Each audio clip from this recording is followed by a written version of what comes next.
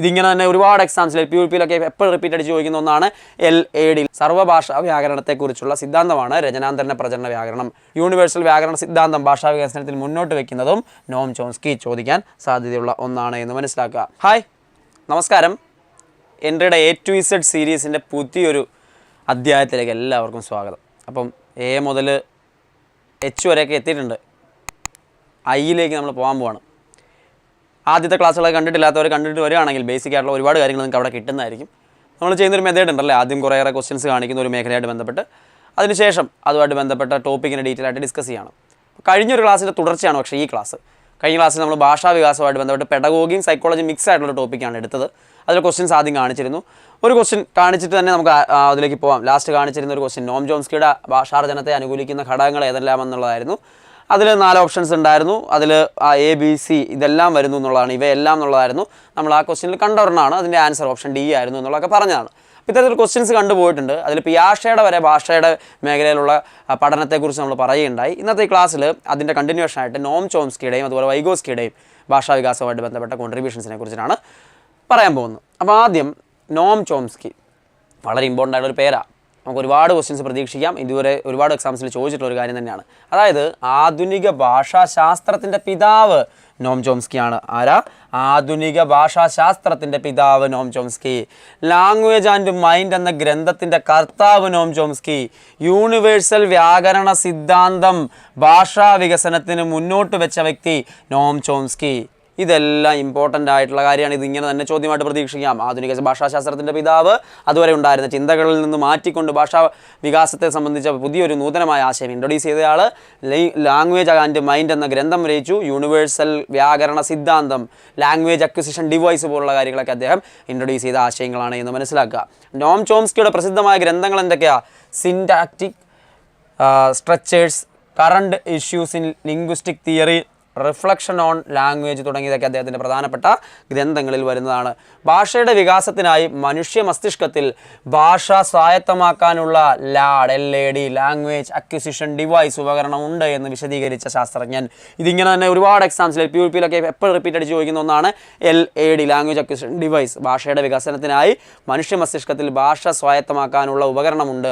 മനുഷ്യ മസ്തിഷ്കത്തിൽ ഭാഷ സ്വായത്തമാക്കാനുള്ള ഉപകരണം LAD ഇൻട്രൊഡ്യൂസ് ചെയ്ത് നോം ചോംസ്കി. പഠിച്ചു വെച്ചോ, ചോദ്യമായിട്ട് നിങ്ങൾ എവിടെയെങ്കിലുമൊക്കെ വെച്ച് കാണാൻ പോകുന്ന ഒന്നാണ് എന്ന് ഓർത്തിരിക്കുക. ഈ വാദഗതികളുടെയൊക്കെ അടിസ്ഥാനമായ ചോദക പ്രതികരണ സിദ്ധാന്തത്തെ എതിർത്തുകൊണ്ടാണ് ചോംസ്കി രംഗത്ത് വന്നത്. അതായത് ഭാഷയിൽ ചോദക പ്രതികരണം, സ്റ്റിമുലസ് റെസ്പോൺസ്, ബിഹേവിയറിസ്റ്റുകൾ കൊണ്ടുവന്ന ആശയത്തെ എതിർത്തുകൊണ്ടാണ് നോം ചോംസ്കി വരുന്നത്. അദ്ദേഹത്തിൻ്റെ സിദ്ധാന്തം അനുസരിച്ച് ഭാഷ നിർമ്മിക്കപ്പെടുകയാണ്. ഭാഷയുടെ പ്രാഗ് രൂപം നമ്മുടെ മസ്തിഷ്കത്തിലുണ്ട്. ഭാഷയുടെ ആദ്യകാല രൂപം മസ്തിഷ്കത്തിൽ തന്നെയുണ്ട്. അതുപയോഗിച്ച് ഭാഷ നിർമ്മിച്ചെടുക്കുവാനും അറിവ് ആർജിക്കാനുമാണ് കുട്ടിയെ പ്രാപ്തനാക്കേണ്ടത്. അതാണ് ലാംഗ്വേജ് അക്വിസിഷൻ ഡിവൈസിൻ്റെയൊക്കെ ആശയം അദ്ദേഹം മുമ്പോട്ട് വയ്ക്കുന്നത്. അപ്പോൾ ഈ ഒരു കൺസെപ്റ്റ് എന്താണ് എന്നുള്ളത് മറ്റുള്ളവരിൽ നിന്നൊക്കെ വ്യത്യസ്തമായിട്ട് നോം ചോംസ്കി ഒരു കൺസെപ്റ്റ് ഇൻട്രൊഡ്യൂസ് ചെയ്യുകയാണ് എന്നുള്ളത് മനസ്സിലാക്കുക. അപ്പോൾ അറിവ് എന്നത് കേവലം വിവരം അല്ല, വിജ്ഞാനം എന്ന അർത്ഥത്തിലാണ് നോം ചോംസ്കി ആ ആശയത്തെ കൊണ്ടുവന്നത്. നോളജ് എന്ന് പറയുന്ന കൺസെപ്റ്റിനാണ് അദ്ദേഹം ഇമ്പോർട്ടൻസ് കൊടുത്തത്. മാത്രമല്ല അദ്ദേഹം ചേഷ്ടാവാദം, ബിഹേവിയറിസ്റ്റുകളുടെ കൺസെപ്റ്റിനെ ഭയങ്കരമായിട്ട് എതിർക്കുന്നുണ്ട്. ചേഷ്ടാവാദത്തിൽ കൂടുതൽ അവർ പ്രാധാന്യം കൊടുക്കുന്നത് മൃഗങ്ങളിലുള്ള പഠനത്തിനാണ്. അത് വെച്ചിട്ട് മനുഷ്യൻ്റെ ഭാഷയെ പഠിക്കാൻ പറ്റില്ല, ഭാഷാ ഡെവലപ്മെൻറ്റ് പഠിക്കാൻ പറ്റില്ല എന്നാണ് അദ്ദേഹം പറയുന്നത്. കാരണം മനുഷ്യൻ്റെത് ഉത്കൃഷ്ടമായ ഒന്നാണ് മനുഷ്യനിലെ ഭാഷാ പഠനം എന്നൊക്കെ പറയുന്നത് അദ്ദേഹം പറയാണ്. അദ്ദേഹത്തിൻ്റെ പ്രധാന ആശയങ്ങൾ എന്തൊക്കെയാണെന്ന് നോക്കാം. പറയുന്ന ആളിനും കേൾക്കുന്ന ആളിനും എണ്ണമില്ലാത്തത്ര വാക്യങ്ങൾ സൃഷ്ടിക്കാനും മനസ്സിലാക്കാനും കഴിയും. അനുകരണത്തിലൂടെയും പരിശീലനത്തിലൂടെയുമാണ് ഭാഷ സ്വായത്തമാക്കുന്നതെങ്കിൽ അനന്തമായി വാക്യങ്ങൾ സൃഷ്ടിച്ചെടുക്കുക സാധ്യമല്ല എന്നാണ് അദ്ദേഹം പറയുന്നത്. മനുഷ്യർക്ക് മാത്രമുള്ള സ്ഥിതിവിശേഷമാണ് ഭാഷ. മൃഗങ്ങളുടെ ആശയവിനിമയ വ്യവസ്ഥയേക്കാൾ സങ്കീർണവും കാര്യക്ഷമവുമാണ് മനുഷ്യൻ്റെ ഭാഷ എന്നും നോം ചോംസ്കി പറഞ്ഞു വയ്ക്കുന്നു. 2 വയസ്സ് ആകുമ്പോൾ തന്നെ കുട്ടികൾ ഭാഷാ പഠനം ആരംഭിക്കുന്നു. 4-5 വയസ്സാകുമ്പോഴേക്കും മാതൃഭാഷയിൽ ആവശ്യം വേണ്ട വ്യാകരണ നിയമങ്ങളും അവർ പഠിക്കുന്നുണ്ട് എന്ന് അദ്ദേഹം പറയുകയാണ്. കാലനിർണയത്തിൽ ആരും അഭ്യസിച്ചില്ലെങ്കിൽ പോലും അവർ പ്രായേണ തെറ്റുവരുത്തുന്നില്ല എന്ന് മനസ്സിലാക്കുക. അപ്പം 2 വയസ്സാകുമ്പോൾ കുട്ടി ഭാഷ പഠനം ആരംഭിക്കും. 4-5 വയസ്സാകുമ്പോൾ മാതൃഭാഷയിൽ ആവശ്യം വേണ്ട കാര്യങ്ങൾ കുട്ടി മനസ്സിലാക്കുന്നുണ്ട്. മാത്രവുമല്ല ടെൻസസ് ഉണ്ടല്ലോ, കാലത്തെക്കുറിച്ചിട്ടുള്ള കൺസെപ്റ്റൊക്കെ അതാരും പഠിപ്പിച്ചുകൊണ്ടല്ല, കുട്ടി ഓട്ടോമാറ്റിക്കലി പ്രായമാകുമ്പോൾ പഠിക്കുന്നതാണ് എന്നാണ് അദ്ദേഹം മുമ്പോട്ട് വയ്ക്കുന്നത്. ഞാൻ ഇന്നലെ പോകും നാളെ പോയി എന്ന് കുട്ടികൾ തെറ്റിച്ച് പറയുമെന്ന് തോന്നുന്നില്ല എന്നുകൂടി അദ്ദേഹം പറയുകയാണ്. പരിചയപ്പെടുന്ന ഭാഷ പലപ്പോഴും പരിമിതവും അപൂർണവും ക്രമരഹിതവുമായിരിക്കും. പക്ഷേ വികസിപ്പിച്ചെടുക്കുന്നത് മിക്കവാറും പുഷ്ടവും വ്യവസ്ഥാപൂർണവുമാണെന്നും കാണാൻ കഴിയും. പരിചയപ്പെടുന്നത് മാത്രമല്ല കുട്ടികൾ ഭാഷണ രൂപത്തിൽ പുറത്തുവിടുന്നത് എന്നുകൂടി അവിടെ അദ്ദേഹം പറഞ്ഞു വയ്ക്കുകയാണ്. അപ്പം നമ്മൾ മനസ്സിലാക്കുന്ന, കാണുന്ന, കേൾക്കുന്നത് മാത്രമല്ല, അതിനെ കുറച്ചുകൂടി മികച്ച രീതിയിലേക്കാണ് കുട്ടി ഔട്ട്പുട്ടായിട്ട് കൊണ്ടുവരുന്നത് എന്നുള്ളത് കൂടി നോം ചോംസ്കി പറഞ്ഞു വയ്ക്കുന്നു. മസ്തിഷ്കവും ഏറ്റവും വളർച്ച പ്രാപിക്കുന്നത് 2 വയസ്സ് മുതൽ 12 വയസ്സ് വരെയുള്ള കാലഘട്ടത്തിലാണ്. കുട്ടികളുടെ ഭാഷാ പഠനവും ഏറ്റവും തീവ്രമായി നടക്കുന്നത് ഈ കാലഘട്ടത്തിലാണ്. അതുകൊണ്ട് തന്നെയാണ് LAD എന്ന് പറയുന്നൊരു കൺസെപ്റ്റൊക്കെ അദ്ദേഹം ഇൻട്രൊഡ്യൂസ് ചെയ്യാനുള്ള കാരണമായിട്ട് നമുക്ക് കാണാം. ഭാഷകൾക്ക് ചില സാർവലൗകിക സ്വഭാവങ്ങളുണ്ട്. എല്ലാ ഭാഷയ്ക്കും പൊതുവായിട്ടുള്ള ചില പ്രത്യേകതകൾ കാണാൻ പറ്റും. ഘടനാപരമായ അവയെ വളരെ സാമ്യമുള്ളവയാണ് ഭാഷകളെന്നും വ്യത്യസ്ത ഭാഷകൾ തമ്മിൽ ബാഹ്യമായ ചില ലക്ഷണങ്ങളിൽ മാത്രമാണ് പ്രകടമായ അന്തരമുള്ളതെന്നും ഇന്ന് പരക്കെ അംഗീകരിക്കപ്പെട്ടിരിക്കുന്നു. സംസാരിക്കാനും കാര്യങ്ങൾ ഗ്രഹിക്കാനുള്ള കഴിവ് എന്ന നിലയിലാണ് ഭാഷയെ നാം വീക്ഷിക്കുന്നത്. അപ്പോൾ പൊതുവിൽ എല്ലാ ഭാഷയ്ക്കും ചില പ്രത്യേകത കോമൺ ആയിട്ടുണ്ട്, ചില വ്യത്യാസങ്ങൾ ഉണ്ടെങ്കിൽ പോലും എന്ന് മനസ്സിലാക്കുക. അതാണ് അദ്ദേഹത്തിൻ്റെ ആശയങ്ങളുണ്ടായിരുന്ന പ്രധാനപ്പെട്ട കൺസെപ്റ്റ് എന്ന് പറയുന്നത്. അപ്പോൾ ഭാഷ സംബന്ധമായ 2 വ്യക്തികൾക്കുള്ള അറിവ് ഒരേ അളവിലായാൽ പോലും ഈ അറിവ് പ്രയോഗിക്കുന്ന കാര്യത്തിൽ അവർ തമ്മിൽ പ്രകടമായിട്ടുള്ള അന്തരം, ഓരോ വ്യക്തിയിലും ഇത് വ്യത്യാസം ഉണ്ടാകും. ഒരുപോലെയൊക്കെ കഴിവുള്ള ആൾക്കാരാണെങ്കിലും പ്രകടിപ്പിക്കുന്ന വ്യത്യസ്തമായ രീതിയിലാകും എന്നുകൂടി അദ്ദേഹം പറഞ്ഞു വയ്ക്കുകയാണ്. അപ്പോൾ മസ്തിഷ്കത്തിൻ്റെ ഒരു പ്രത്യേക അവസ്ഥയാണ് ഭാഷാജ്ഞാനം എന്ന് പറയുന്നതാണ് നോം ചോംസ്കിയുടെ ആശയം. മനസ്സിൽ ഭാഷ ഘടകം എന്ന വേർതിരിവ് എടുക്കാവുന്ന ഒരു ഘടകമുണ്ടെന്നും അതിന് വ്യക്തമായ സവിശേഷതകളും ഘടനകളും വ്യവസ്ഥകളും ഉണ്ടെന്നും നോം ചോംസ്കി അസന്നിഗ്ധമായിട്ട് പ്രസ്താവിക്കുന്നുണ്ട് എന്നുകൂടി മനസ്സിലാക്കുക. ഇനി അദ്ദേഹത്തിൻ്റെ ആശയം വളരെ പ്രധാനപ്പെട്ട ഒന്നാണ്. രചനാന്തരണ പ്രജനന വ്യാകരണം, ട്രാൻസ്ഫർമേഷണൽ ജനറേറ്റീവ് ഗ്രാമർ, രചനാന്തരണ പ്രജനന വ്യാകരണം എന്ന അദ്ദേഹത്തിൻ്റെ ആശയവും പ്രാധാന്യം അർഹിക്കുന്ന ഒന്നാണ്. ഇതാരുടെ കോൺട്രിബ്യൂഷനാണ്? നോം ചോംസ്കിയുടെ കോൺട്രിബ്യൂഷനാണ്. ചോദ്യം ചോദിച്ചിട്ടുണ്ട്, ഇനിയും പ്രതീക്ഷിക്കാം.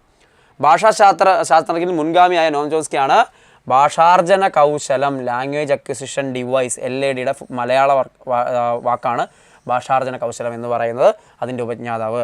മനുഷ്യ ജന്മസിദ്ധമായി ഭാഷ ആർജിക്കാനുള്ള കഴിവുണ്ട്. ഇതിനെ ഭാഷാപഠന സംവിധാനങ്ങൾ എന്നാണ് ആദ്യകാലത്ത് വിശേഷിപ്പിച്ചത്. പിന്നീട് 1980കളിലാണ് അദ്ദേഹം സർവ്വ ഭാഷാ വ്യാകരണം, യൂണിവേഴ്സൽ ഗ്രാമർ, എല്ലാ ഭാഷയും പൊതുവായിട്ടുള്ള രീതി ഉണ്ടെന്ന് പറഞ്ഞില്ലേ, എന്ന പേരിൽ ഇതിനെ പറഞ്ഞു തുടങ്ങുന്നത്. അപ്പോൾ യൂണിവേഴ്സൽ വ്യാകരണം, സർവ്വഭാഷാ വ്യാകരണമൊക്കെ നോം ചോംസ്കിയുമായിട്ട് ബന്ധപ്പെട്ട ആശയമാണ് എന്ന് മനസ്സിലാക്കുക.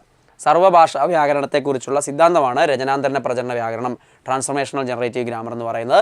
ഭാഷാജ്ഞാനാർജന കൗശലം ജന്മസിദ്ധമായ മാനസികശേഷിയാണ് എന്നുകൂടി അദ്ദേഹം പറഞ്ഞു വെക്കുന്നുണ്ട്. PTM ഒക്കെ ചോദിക്കും, അങ്ങനെ തന്നെ ചോദിച്ച് കണ്ടിട്ടുണ്ട്. ഇത് ഭാഷയെ ആർജിക്കുന്നതിനും ഉൽപ്പാദിപ്പിക്കുന്നതിനും ശിശുക്കളെ സഹായിക്കുന്നു. ഭാഷയുടെ അടിസ്ഥാന തത്വങ്ങൾ ഉൾക്കൊള്ളാനുള്ള ഭാഷാജ്ഞാനാർജന കൗശലത്തോടെയാണ് എല്ലാ ശിശുക്കളും ജനിക്കുന്നത് എന്ന് ചോംസ്കി പറയുകയാണ്. അപ്പോൾ ഒരാളുടെ തലച്ചോറിൽ അതിനുള്ള സാധനം കടപ്പുണ്ട് എന്ന് നോം ചോംസ്കി പറഞ്ഞു വെക്കുന്നു എന്ന് മനസ്സിലാക്കുക.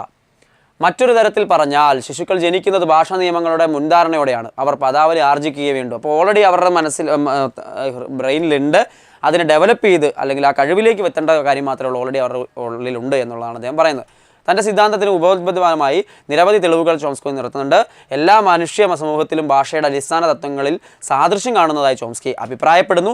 ഉദാഹരണത്തിന് എല്ലാ ഭാഷയിലും നാമം, ക്രിയ തുടങ്ങിയവ പൊതുവായി കാണും. അപ്പോൾ ഇതിൻ്റെ ഓർഡറിലൊക്കെ വ്യത്യാസം ഉണ്ടെങ്കിലും നാമം, ക്രിയ തുടങ്ങിയ കാര്യങ്ങളൊക്കെ എല്ലാ ഭാഷയിലും പൊതുവായിട്ടുണ്ട് എന്നാണ് അദ്ദേഹം പറഞ്ഞു വയ്ക്കുന്നത്. കുട്ടികൾക്ക് സംസാരിക്കാൻ പഠിക്കുമ്പോൾ നാം പ്രതീക്ഷിക്കുന്ന പോലെയുള്ള തെറ്റുകൾ അവർ വരുത്താറില്ലെന്ന് ചോംസ്കി കണ്ടെത്തി.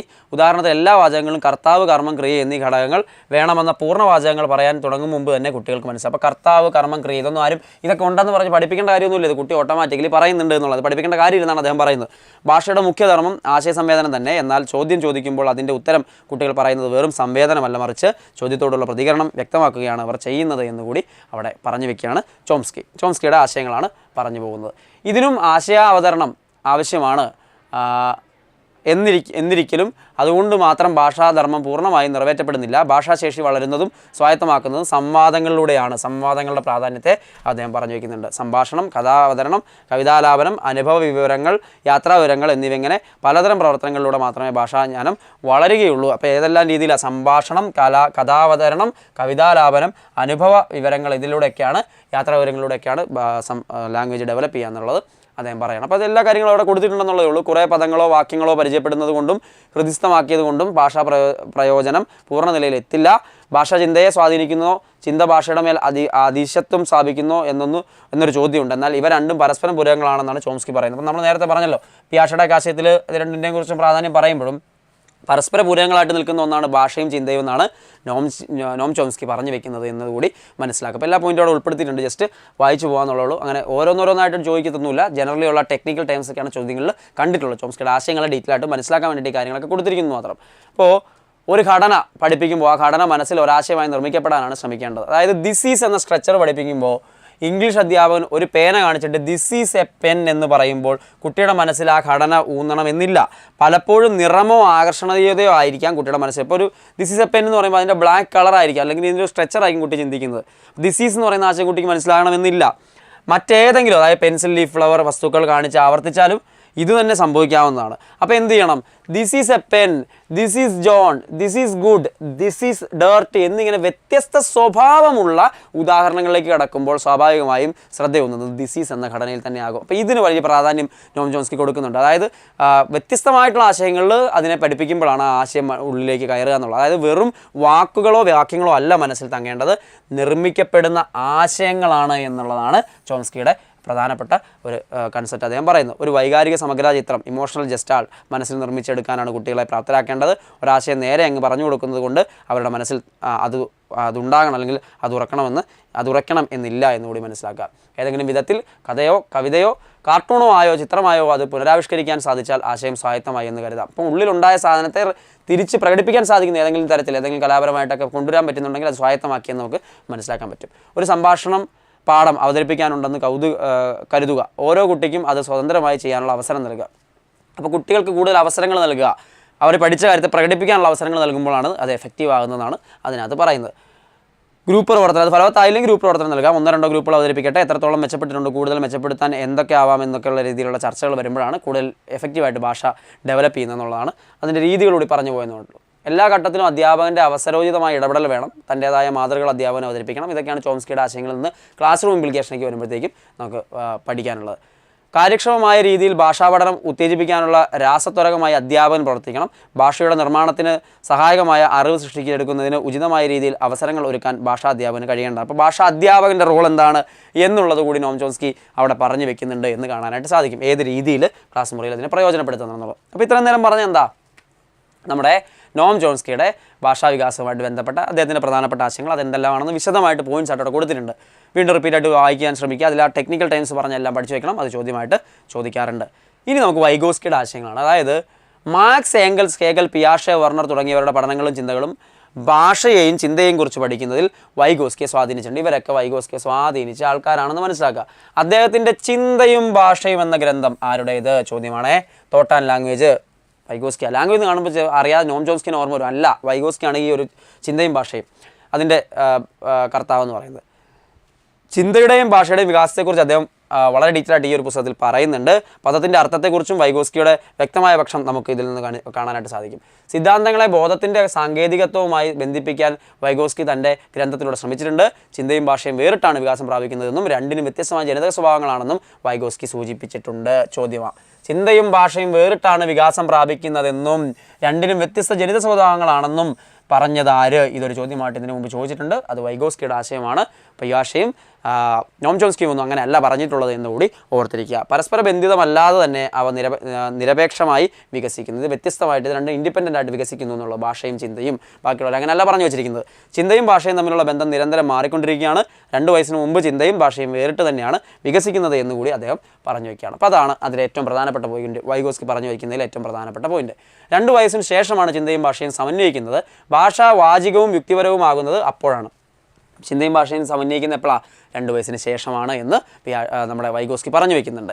ചിന്തയും ഭാഷയും സമന്വയിക്കുന്നതോടുകൂടി ഭാഷാ വികാസത്തിൻ്റെ വിസ്ഫോടനമാണ് നടക്കുന്നത്. പദങ്ങളുടെ അർത്ഥം അന്വേഷിച്ചുകൊണ്ടാണ് കുട്ടിയുടെ ഭാഷാ പഠനം മുന്നേറുന്നത്. അപ്പോൾ ഇത് രണ്ടും കൂടി ജോയിൻ ചെയ്ത് കഴിഞ്ഞാൽ പിന്നെ വലിയ രീതിയിലേക്ക് അത് ഡെവലപ്പ് ചെയ്യുമെന്ന് കൂടി നമുക്ക് മനസ്സിലാക്കാനായിട്ട് സാധിക്കും. വൈഗോസ്കിയെ സംബന്ധിച്ചിടത്തോളം ചിന്തയുടെ സംഘാടനത്തിനുള്ള ഉപകരണമാണ് ഭാഷ. ചിന്തയുടെ സംഘാടനത്തിനുള്ള ഉപകരണമാണ് വൈഗോസ്കിയെ സംബന്ധിച്ചിടത്തോളം എന്ത്? ഭാഷ. ഇതൊക്കെ ഡെഫിനിഷനായിട്ട് വേണമെങ്കിൽ ചോദിക്കാവേ. ഭാഷയ്ക്ക് പല ധർമ്മങ്ങളുണ്ടെങ്കിലും ഭാഷണം മുഖേനയുള്ള ആശയവിനിമയം തന്നെയാണ് പ്രാഥമിക ധർമ്മം. 3 ഘട്ടങ്ങളിലായാണ് ഭാഷാവികാസം പ്രാപിക്കുന്നത്. അപ്പോൾ വൈഗോസ്കി പറയുന്ന പ്രകാരം ഭാഷാവികാസം എത്ര ഘട്ടങ്ങളായിട്ടാണ്? 3 ഘട്ടങ്ങളായിട്ട്. ബാഹ്യമായ ആശയവിനിമയമാണ്, സാമൂഹ്യ ഭാഷണമാണ് അദ്ദേഹം പറയുന്ന പ്രകാരം ആദ്യം സംഭവിക്കുന്നത്. ദെൻ സ്വയം ഭാഷണം, ആന്തരിക ഭാഷണം അതിന് ശേഷം. ഇപ്പം 3 രീതിയിലാണ്. പിയാഷയിൽ നിന്ന് വ്യത്യസ്തമായിട്ടാണ് വൈഗോസ്കി പറഞ്ഞിരിക്കുന്നത് കാണാൻ പറ്റും. ആ ഓർഡർ ഒന്ന് ഓർത്തിരിക്കുന്നത് നന്നായിരിക്കും. ഇനി അടുത്ത കൺസെപ്റ്റിലേക്ക് പോകാം. ചിന്തയുടെ വികാസം നിശ്ചയിക്കുന്ന ഭാഷയാണ് എന്ന് വൈഗോസ്കി ഊന്നി പറയുന്നു. പല ഘട്ടങ്ങളായാണ് ചിന്ത വളരുന്നത് എന്നുകൂടി അദ്ദേഹം പറയാണ്. ചിന്തയുടെയും ഭാഷയുടെ ഏറ്റവും ചെറിയ യൂണിറ്റ് പദത്തിൻ്റെ അർത്ഥമാണെന്ന് വൈഗോസ്കി കരുതുന്നു. ചിന്തയുടെയും ഭാഷയുടെയും ഏറ്റവും ചെറിയ യൂണിറ്റ് പദത്തിൻ്റെ അർത്ഥമാണ്. പദത്തിൻ്റെ അർത്ഥം മനസ്സിലാക്കുന്നതാണ് ചിന്തയുടെയും ഭാഷയുടെ ഏറ്റവും ചെറിയ യൂണിറ്റ് എന്ന് വൈഗോസ്കി കരുതുന്നു. പദത്തെക്കുറിച്ചുള്ള ബോധം നമ്മുടെ ബോധമണ്ഡലത്തിൽ നടക്കുന്ന എല്ലാ മാനസിക സംഭവങ്ങളുടെയും സമഗ്രതയാണ്. പദത്തിൻ്റെ അർത്ഥം നിർണ്ണയിക്കുന്നതിൽ സന്ദർഭത്തിന് വളരെ പ്രാധാന്യമുണ്ട്. ചിന്തയും പദങ്ങളും തമ്മിലുള്ള ബന്ധം മാറിക്കൊണ്ടിരിക്കുകയും ചെയ്യുമെന്ന് അദ്ദേഹം പറയുകയാണ്. പിയാഷെയുടെ പല സിദ്ധാന്തങ്ങൾക്കും ശാസ്ത്രീയ വസ്തുതകളുടെ പിൻബലം ഇല്ലെന്ന് വൈഗോസ്കി കണ്ടെത്തുന്നുണ്ട്. വസ്തുതകളെ വിശകലനം ചെയ്യാൻ അദ്ദേഹത്തിൻ്റെ സിദ്ധാന്തം സ്വാധീനിച്ചിട്ടുണ്ടെങ്കിലും വസ്തുനിഷ്ഠമായ വിശകലനം സാധിച്ചിട്ടില്ലെന്ന് അദ്ദേഹം അഭിപ്രായം. അപ്പോൾ പിയാഷെ സ്വാധീനിച്ചിട്ടുണ്ട് പല കാര്യങ്ങളിലും, പക്ഷേ അതിനകത്ത് ക്രിറ്റിസിസം കൂടി അദ്ദേഹം വൈഗോസ്കി പറയുന്നുണ്ട് എന്നുള്ളത് അവിടെ നമുക്ക് മനസ്സിലാക്കാനായിട്ട് സാധിക്കുന്ന കാര്യമാണ്. അപ്പോൾ പിയാഷെ പറഞ്ഞ ആശയങ്ങളിൽ ക്രിറ്റിസിസം കൂടി വൈഗോസ്കി മുന്നോട്ട് വയ്ക്കുന്നുണ്ടെന്ന് കണ്ടു അല്ലേ. അപ്പം പിയാഷെ പറഞ്ഞിട്ടുള്ള സ്വയം ഭാഷണമായിട്ട് ബന്ധപ്പെട്ട കൺസെപ്റ്റൊക്കെ വൈഗോസ്കി തിരുത്തുന്നൊക്കെ ഉണ്ട്. അപ്പോൾ അത്തരം കാര്യങ്ങളൊക്കെ അവിടെ ഓർത്തിരിക്കുക. ഇനി നമുക്ക് വേണ്ടത് ഭാഷാ വൈകല്യത്തെക്കുറിച്ചിട്ടുള്ള കാര്യങ്ങളാണ്. സാധാരണ കാണപ്പെടുന്ന ഭാഷാ വൈകല്യം എന്ന് പറയുന്നത് കൊഞ്ഞ, അസ്പഷ്ടത, വിക്ക് തുടങ്ങിയ കാര്യങ്ങളാണ്. ഇത് ഭാഷയാണ്, ഭക്ഷണമല്ല, ഭക്ഷണ രീതി എന്നുള്ളതല്ല, ഭാഷണ രീതി എന്നുള്ളതാണ്. ഭാഷണ വൈകല്യമാണ് ഇവിടെ വന്നിരിക്കുന്നത്, സ്പെല്ലിംഗ് മിസ്റ്റേക്ക് വന്നിരിക്കുന്നതാണ്.